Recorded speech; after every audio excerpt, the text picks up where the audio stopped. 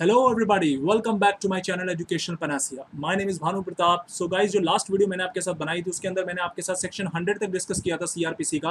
तो अगर अभी तक आपने मेरे चैनल को देखा नहीं है या फिर सब्सक्राइब नहीं किया तो गाइस प्लीज मेरे चैनल को सब्सक्राइब कर लीजिए। यहाँ पे आपको कंटेंट के यहाँ पे सीआरपीसी का कंटेंट मिल जाएगा आपको। यहाँ पे आपको लेबर लॉ का फुल कंटेंट मिल जाएगा। 12 से ज्यादा एक्ट्स मैंने कवर करा रखे हैं। डिस्क्रिप्शन में लिंक में दे रहा हूँ मैं, डिस्क्रिप्शन के अंदर मेंशन कर देता हूँ लिंक वहाँ पे प्लेलिस्ट की। नहीं तो आप मेरे चैनल पे लोगो पे क्लिक करेंगे, वहां पे आपको प्लेलिस्ट का ऑप्शन मिलेगा और टॉप पे जाके आप मेरी प्लेलिस्ट एक्सेस कर सकते हैं। कंपनी लॉ की प्लेलिस्ट मिल जाएगी आपको, लेबर लॉ की, क्रिमिनल लॉ की प्लेलिस्ट मिल जाएगी आपको। यहाँ पे आपको कंपटीशन एक्ट की प्लेलिस्ट मिल जाएगी आपको, इन्वायरमेंटल लॉ की जजमेंट मिल जाएगी, इंश्योरेंस लॉ के 2 वीडियोस मिल जाएंगे आपको। तो वहां पे बहुत सारा कंटेंट आपके पास एक्सेसिबल है। तो आज जो हम टॉपिक कराने वाले हैं, आज हम सेक्शन 101 से डिस्कस करेंगे सेक्शन 105 तक। तो देखिए, सेक्शन 101 कहता है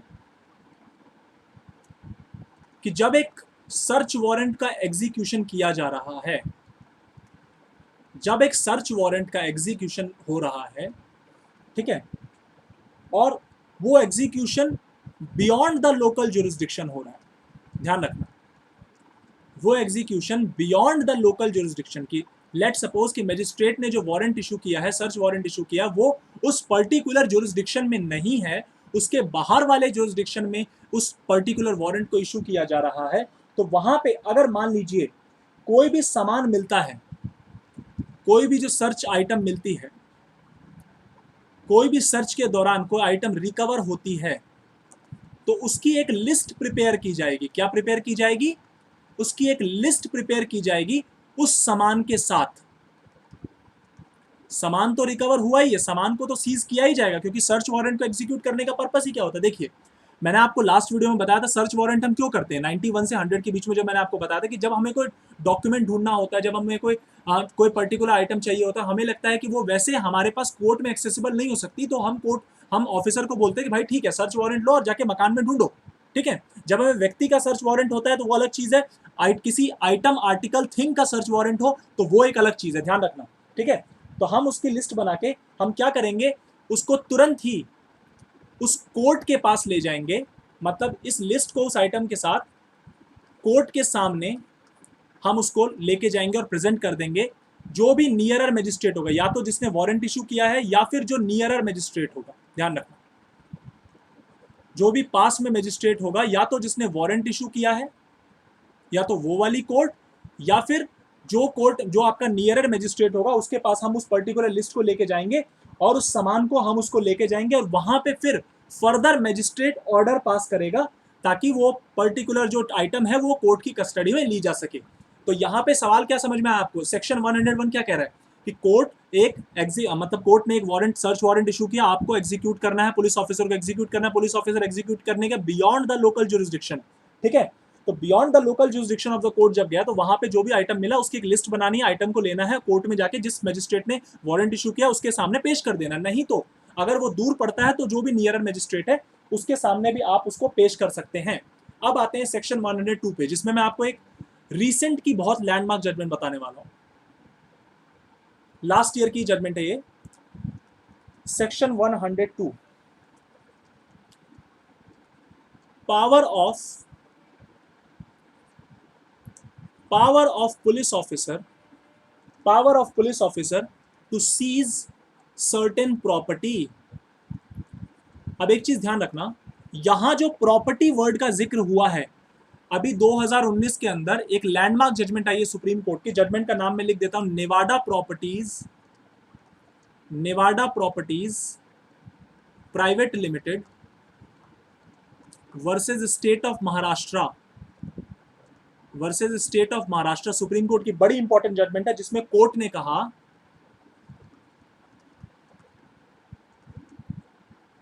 एनी प्रॉपर्टी, जो यहां पे इस सेक्शन 102 में एनी प्रॉपर्टी का जिक्र है, प्रॉपर्टी जो वर्ड का जिक्र है, that does not include immovable property,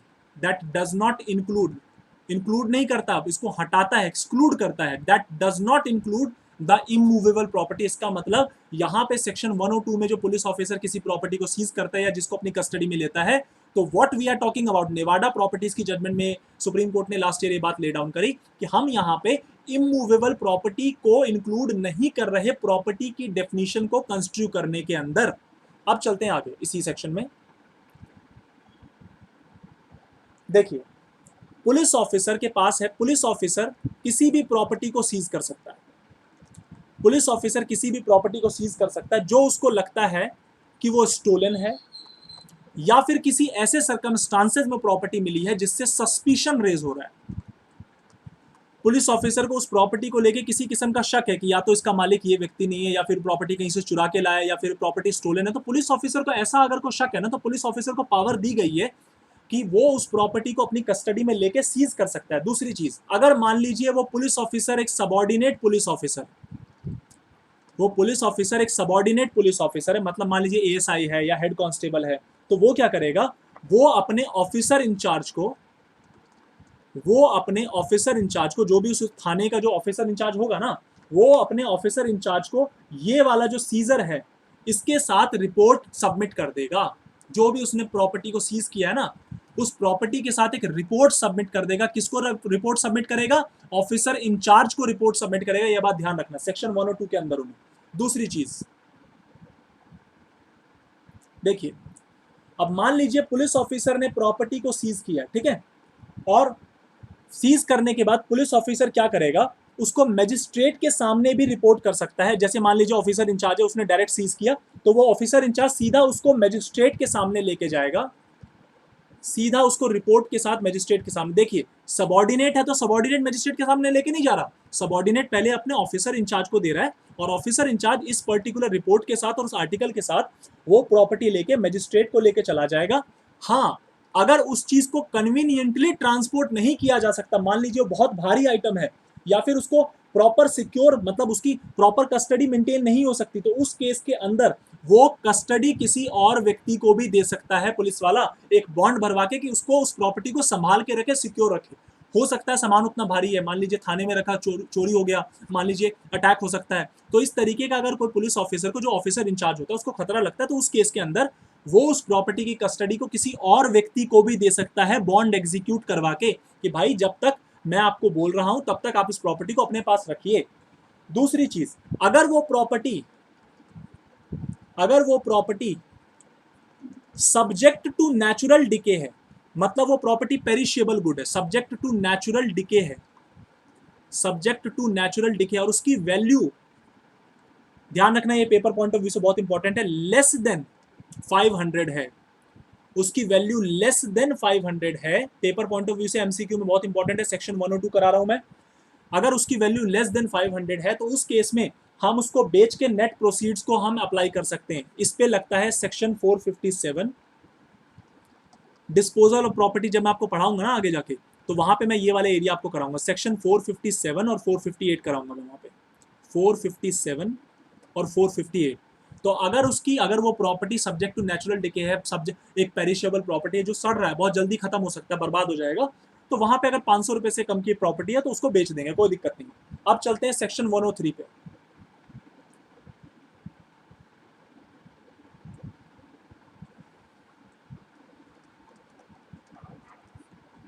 magistrate के पास पावर है कि वो सर्च वारंट, कोई किसी चीज की जो सर्च है, किसी जगह की जो सर्च है, वो अपने प्रेजेंस में भी करवा सकता है। मैजिस्ट्रेट में direct search in his presence. Law कहता है कि magistrate is empowered to make the search in his presence only, अगर वो चाहे तो, पहली चीज। दूसरी चीज कि जिस चीज के लिए वो सर्च वारंट इशू करने के लिए कॉम्पिटेंट है, उस पर्टिकुलर आइटम को वो अपनी नजरों के सामने एग्जीक्यूट होता देख सकता है। मैजिस्ट्रेट के पास ये पावर है। कौन सा सेक्शन दे रहा है? सेक्शन 103। चौथा, इंपाउंड करने की पावर।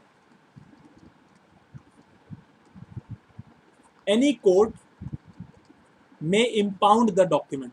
अगर कोर्ट को इंपॉर्टेंट लगता है तो court for the time being किसी भी डॉक्यूमेंट को इंपाउंड कर सकती है, कोर्ट के पास ये पावर है। या कोई भी चीज कोर्ट के सामने अगर लाई गई है, मान लीजिए कोई फ्लॉपी है, कोई सीडी है, कोई ऐसा आइटम है जो कोर्ट के सामने लाया गया, कोर्ट को लगता है नहीं अभी इसको वापस देना, मतलब कल कोई एविडेंस में यूज हो सकता है, तो कोर्ट उस केस के अंदर उसको इंपाउंड करके रख सकता है। ध्यान रखना, civil procedure act, civil procedure code के अंदर भी इंपाउंडिंग की पावर ऑर्डर्स के अंदर मेंशन है। वहां पे भी जो सिविल जज होता है वो इंपाउंड करके रख सकता है डॉक्यूमेंट को फॉर द टाइम बिंग, जब तक केस चल रहा है। ठीक है, अब चलते हैं आज के लास्ट सेक्शन पे, that is section 105।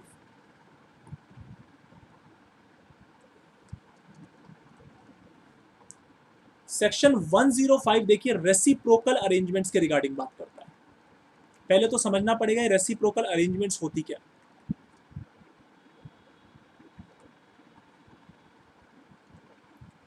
Reciprocal arrangement regarding processes, देखिए यहां पे दो किस्म के सिचुएशन की मैं बात करूंगा। जब आपको सर्च वारंट या फिर समन या फिर वारंट, क्या बोला मैंने, सर्च वारंट या फिर समन या फिर वारंट, या तो अपनी टेरिटरी से बाहर इशू करना है तो आप मजिस्ट्रेट को भेजते हैं जिस भी टेरिटरी में आपको इशू करना है, या फिर आपको इंडिया से बाहर वो समन भेजना है, इंडिया से बाहर वो वारंट भेजना है, इंडिया से बाहर सर्च वारंट भेजना है, तो उस केस में कैसे अरेंजमेंट होता है, that is called your reciprocal arrangement. दूसरी चीज, सिविल प्रोसीजर एक्ट के, सिविल प्रोसीजर कोड के अंदर, सॉरी मैंने एक्ट बोल दिया, सिविल प्रोसीजर कोड के अंदर एक टर्म मेंशन है रेसिप्रोकेटिंग टेरिटरी, कि जैसे अभी रिसेंटली मैं जनवरी की बात करूं तो दुबई के साथ हमने रेसिप्रोकेटिंग टेरिटरी वाला जो अपना वो चीजें हमने दुबई को रेसिप्रोकेटिंग टेरिटरी में कवर कर लिया कि वहां की जो डिक्रीज है उसको हम इंडिया में इन्फोर्स कर सकते हैं। तो फर्ज करिए दुबई में कोई व्यक्ति रह रहा है, ठीक है, और वो कुछ गलत करता है, वो इंडियन एक्सपैट्रिएट है, इंडियन मतलब यहां से गया हुआ है, और वो वहां पे कुछ काम करके भाग के इंडिया आ जाता है, तो हम उसको दोबारा दुबई भेज देंगे ट्रायल के लिए, ध्यान रखना। तो रेसिप्रोकेटिंग टेरिटरी का इस तरीके के रेसिप्रोकल अरेंजमेंट हम काफी सारे देशों के साथ करते हैं, बांग्लादेश के साथ कर रखा है, हांगकांग के साथ, वियतनाम के साथ, कई देशों के साथ करते हैं, और बहुत सारे देश इस किस्म के रेसिप्रोकल अरेंजमेंट करते हैं कि भाई जो व्यक्ति है ना कई बार भाग जाते हैं, देश से बाहर भाग जाते हैं, तो उनको वापस लाने का क्या सिस्टम किया जाए, तो उसके रिगार्डिंग ही बात कर रहे हैं। हालांकि यहाँ पे सेक्शन 105 की अगर मैं बात करूं तो यहाँ पे वो सिचुएशन भी कवर है जहां पे आपकी अपनी लोकल जुरिस्डिक्शन से बाहर दूसरे स्टेट में आपको मान लीजिए समन भेजना है, दूसरे स्टेट में मान लीजिए वारंट भेजना है, दूसरे स्टेट में मान लीजिए सर्च वारंट भेजना है, तो उसको भी एग्जीक्यूट कराने का प्रोसीजर जो है वो 105 के अंदर ही मेंशन है आपका। अब देखते हैं क्या है। देखिए अगर मान लीजिए एक समन या फिर एक वारंट या फिर summon to produce a document, summon to produce a document या फिर सर्च वारंट एक जगह पे इशू किया गया है, एक जगह पे इशू किया गया है और इसको एग्जीक्यूट करना है, इसको क्या करना है, एग्जीक्यूट, क्योंकि वारंट और समन को एग्जीक्यूट करना पड़ता है, वारंट को एग्जीक्यूट करना पड़ता है।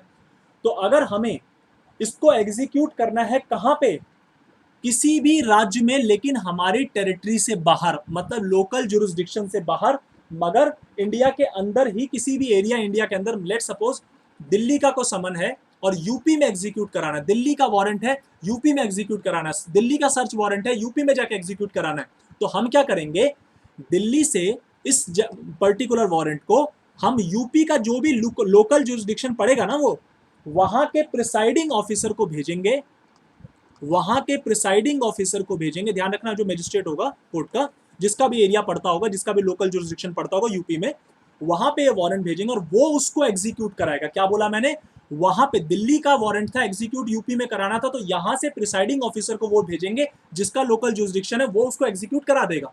दूसरा केस, लेट सपोज आपको ये पर्टिकुलर चीज आउटसाइड इंडिया एग्जीक्यूट करानी है, क्या करानी है, आउटसाइड इंडिया एग्जीक्यूट करानी है आपको ये सारी चीजें, तब कैसे करोगे भाई, तो तब क्या करेगी, तब सेंट्रल गवर्नमेंट जो जहां पे इंडिया के बाहर, जैसे लेट सपोज दुबई भेजना है, दुबई में एग्जीक्यूट कराना, तो दुबई में जहां पे लोकल जुरिस्डिक्शन होगा ना वहां पे वो चीज भेज दी जाएगी। मान लीजिए वो बंदा जहां पे हमें पता है कि वो बंदा उधर छुप के बैठा हुआ है, तो वहां पे हम उसको भेज देंगे। तो सेंट्रल गवर्नमेंट ये काम करेगी, सर्विस एग्जीक्यूशन का जो काम है ना, ये सेंट्रल गवर्नमेंट अपनी अथॉरिटी के, जो अथॉरिटी सेंट्रल गवर्नमेंट के पास है उसको यूज करके सेंट्रल गवर्नमेंट इंडिया से बाहर इस समन को, वारंट को, या समन टू प्रोड्यूस को, या सर्च वारंट को एग्जीक्यूट कराने के लिए उसको भेजेगी और एग्जीक्यूट कराएगी। अब सवाल आता है कि जिस प्रिसाइडिंग ऑफिसर के पास, मान लीजिए यूपी में उसके पास ये समन वारंट आया, या फिर इंडिया से बाहर दुबई में वहां के मजिस्ट्रेट के पास ये समन वारंट आया, तो उसका काम क्या है, उसको क्या करना है, उसको इसको एग्जीक्यूट करना है, क्योंकि इसको भेजा क्यों गया है, वारंट को क्यों भेजा गया है, एग्जीक्यूट करवाने के लिए ना, तो एग्जीक्यूट कर दोगे, एग्जीक्यूट करके कोई दिक्कत नहीं, एग्जीक्यूट करने के बाद उस व्यक्ति को भेज दोगे आप। लेट सपोज कि मान लीजिए आपने उसे पकड़ लिया, तो जो भी नियर बाय मजिस्ट्रेट होगा वहां पे उसको पेश कर दिया जाएगा। मैंने आपको सेक्शन 80 और 81 बताया था, मैं डिस्क्रिप्शन में सीआरपीसी के प्लेलिस्ट के लिंक दे रहा हूं, एक बार चेक कर लेना। वीडियोस मैंने लिंक में बना रखी है, सारी सीक्वेंस में बनी हुई है। तो अब वहां पे सेक्शन अगर मैंने उसको पकड़ लिया ना तो सेक्शन 80 या 81 लगा देंगे, उसको जो भी नियरेस्ट मजिस्ट्रेट होगा विद इन 30 किलोमीटर का होता है रूल, वहां पे हम उसको पेश कर देंगे। और अगर बॉन्ड वगैरह पे छूटने वाला होगा सेक्शन 81 के अंदर तो बॉन्ड पे हम उसे छोड़ भी सकते हैं। तो पॉइंट यही है कि यहां से बाहर भेजना है, लोकल जुरिस्डिक्शन से बाहर किसी वारंट को एग्जीक्यूट कराना है, तो क्या सिस्टम है, क्या रेसिप्रोकल अरेंजमेंट है, उसी के रिगार्डिंग सेक्शन 105 आपका बात करता था। सेक्शन 105 उसी के रिगार्डिंग बात करता है, ठीक है। तो ये था आपका आज का वीडियो। आई होप आपको वीडियो पसंद आई होगी। तो नेक्स्ट वीडियो जो मैं आपके साथ बनाऊंगा उसके अंदर मैं आपके साथ मेंटेनेंस डिस्कस करने वाला हूँ। बीच का कुछ एरिया है वो वहां भी हम डिस्कस नहीं करेंगे, that is not very important. अभी रेसिप्रोकल अरेंजमेंट का सेक्शन 105 ए से लेकर आगे प्रोविजन है, और बाकी कुछ बॉन्ड्स वगैरह का भी प्रोविजन है, उसको हम अभी डिस्कस नहीं करेंगे, बाद में कभी वीडियो बनाऊंगा। अभी मेरे को अब मेंटेनेंस करवाना है, क्योंकि अब आगे एफआईआर वगैरह के इंपॉर्टेंट टॉपिक मुझे सीआरपीसी में डिस्कस करने हैं। तो आई होप आपको वीडियो पसंद आई होगी। प्लीज इसे लाइक शेयर सब्सक्राइब जरूर करें। Thank you so much for giving your precious time to me guys. Thank you very much.